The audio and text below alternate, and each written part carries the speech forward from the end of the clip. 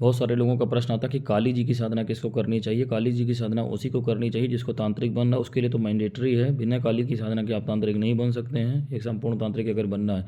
काली से मतलब क्या है, दक्षिणा काली जो माता काली का स्वरूप है, उनका वास्तविक नाम दक्षिणा काली है। फिर उनके अलग अलग स्वरूप हैं। दक्षिणा काली वो है जिसकी रामकृष्ण परमहंस ने साधना की थी, तो दक्षिणेश्वर में मौजूद है, उसका नाम दक्षिणेश्वर है।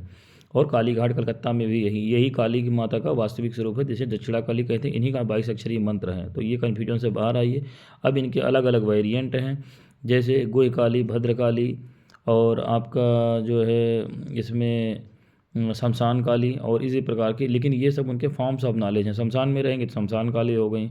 इसी तरीके से काम कला काली, इस तो ये सब अलग अलग इनके रूप हैं। लेकिन जो मूल शक्ति है और जो 10 महाविद्याओं में प्रमुख है वो काली है, दक्षिणा काली जिनको कहते हैं। और 10 महाविद्याएं भी, जैसे कि दुर्गा एक नाम है और 9 दुर्गा हैं, उसमें उसी तरीके से काली एक महाविद्या है। और उन्हीं के फॉर्म्स ऑफ नॉलेज जो हैं वो 10 महाविद्या हैं। यानी तारा जो है वो भी काली है, कामा, और इसी तरीके से त्रिपुर भैरवी हैं। ये सब काली के ही अलग अलग स्वरूप हैं। वही काली त्रिपुर सुंदरी रूप में भी व्याप्त है, 10 महाविद्याओं के रूप में व्याप्त है, लेकिन है वो काली। पर मूल शक्ति जो है वो काली ही है। काली की साधना तांत्रिक बनने के लिए या निर्वाण प्राप्ति के लिए, जैसे रामकृष्ण परमहंस ने निर्वाण प्राप्ति के लिए करी थी कि जन्म मरण के बंधन से आपको मुक्त होना इस संसार से।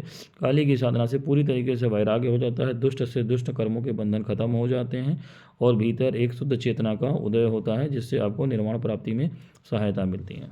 हरि ओम।